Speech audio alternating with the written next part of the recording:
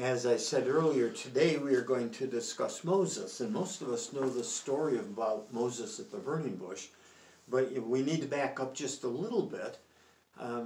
Moses, we know the story about him being born and the basket of reeds in the river, and Moses, being saved and raised them by this Egyptian family. One day after Moses becomes an adult, he sees an Egyptian beating one of the Hebrew slaves. And that so enraged Moses that, this Egyptian is picking on his people, that he murders the man. And because he obviously murders him, he can't hang around. And so he takes off and he goes to the land of Midian, which by today's, I'll say, geography, would be like northwest Saudi Arabia, near the Jordan border, sort of that area. So he goes there, and there he meets his wife and her family, and he becomes a shepherd. And that's where our reading starts today. It's Exodus chapter 3. Moses was keeping the flock of his father-in-law Jethro, the priest of Midian. He led his flock beyond the wilderness and came to Horeb, the mountain of God. There the angel of the Lord appeared to him in a flame of fire out of a bush. He looked, and the bush was blazing, yet it was not consumed. So thus far we just have Moses as the shepherd, and probably nothing too exciting. He gets married. He has a father-in-law Jethro, who is a priest of Midian, whatever that means, and we don't really know what that would mean. But in his leading of the flock, he sees this bush, and we were all familiar with the concept of the burning bush. There is a bush today that turns bright red. I can't think what the technical name of that bush is.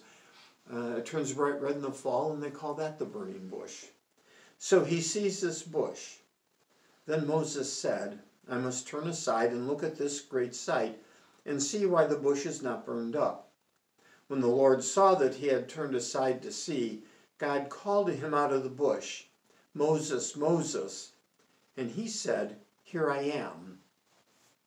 The response of here I am is very common, but obviously the experience of seeing this bush that is burning but not being consumed would be something obviously a little different for anybody, including Moses. But Moses evidently wasn't all that surprised when God calls to him, Moses, Moses, and he says, Here I am. It's kind of a reminder of Samuel's call as well, and at night when he hears the Lord's voice and Eli finally tells him, next time God calls, say, Here I am. And so Moses says, Here I am. Then he, God, said, Come no closer. Remove the sandals from your feet, for the place on which you are standing is holy ground. He said further, I am the God of your father, the God of Abraham, the God of Isaac, the God of Jacob. And Moses hid his face, for he was afraid to look at God.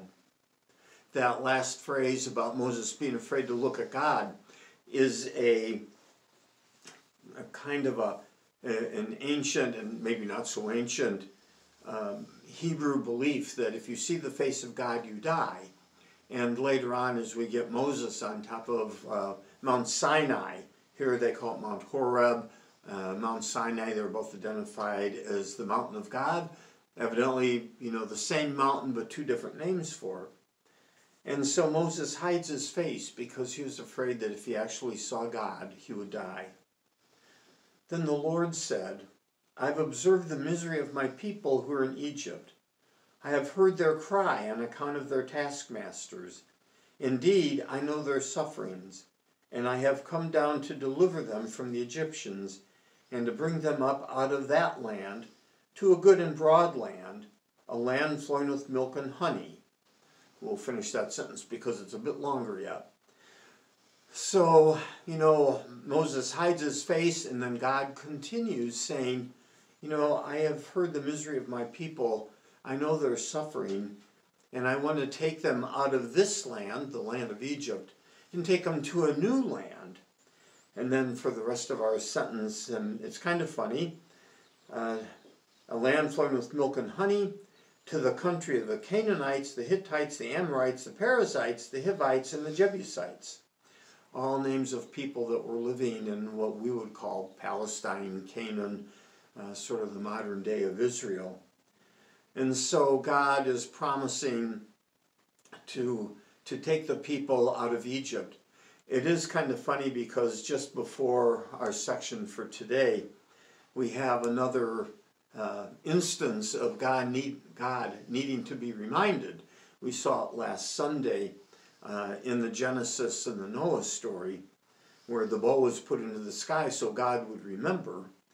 Here we have the couple verses before our chapter 3. After a long time, the king of Egypt died. The Israelites groaned under their slavery and cried out. Out of the slavery, their cry for help rose up to God. God heard their groaning, and God remembered his covenant with Abraham, Isaac, and Jacob. So here we have again, the people sort of groaning under their taskmasters. And what to me is kind of comically, God suddenly remembers, like, oh, geez, I forgot all about those poor people. So the promise is that God is going to take them out of Egypt, lead them into this new and better land. And they list some of the people that already live there, which might be a foreboding of problems to come. So then we have the task for Moses. The cry of the Israelites has now come to me. I have also seen how the Egyptians oppress them. So come, I will send you to Pharaoh to bring my people, the Israelites, out of Egypt.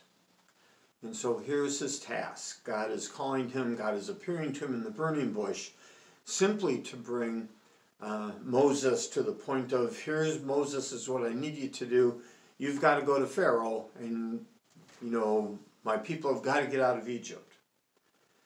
So then Moses said, as probably all of us would, who am I that I should go to Pharaoh and bring the Israelites out of Egypt?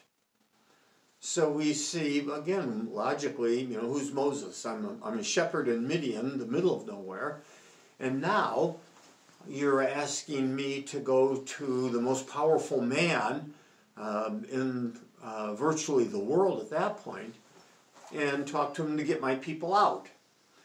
5 times Moses tries to get out of his task. My favorite one is he says to God, send my brother Aaron.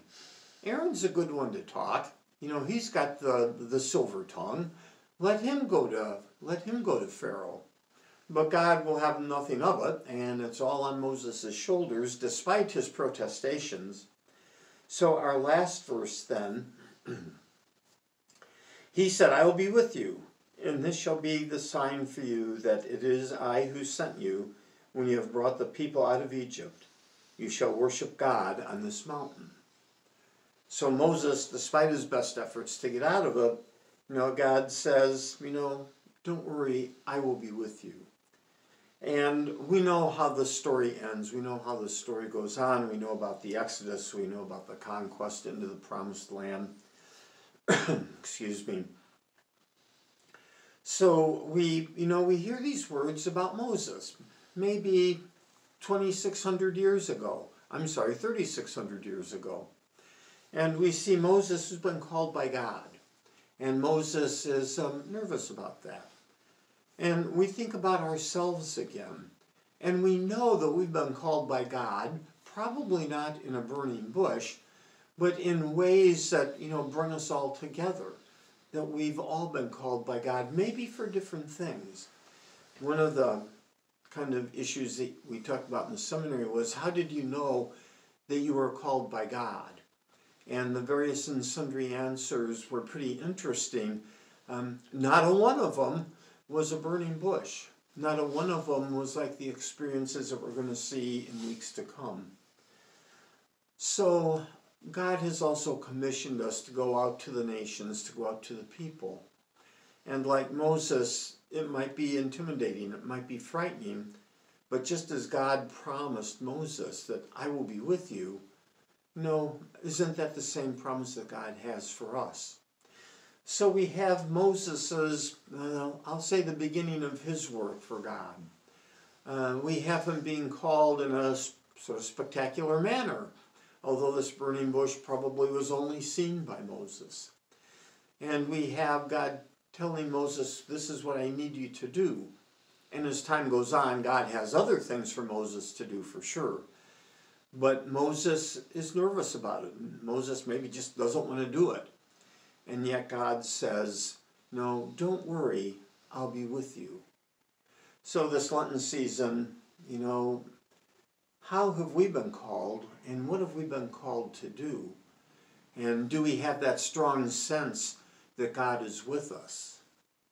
Thank you.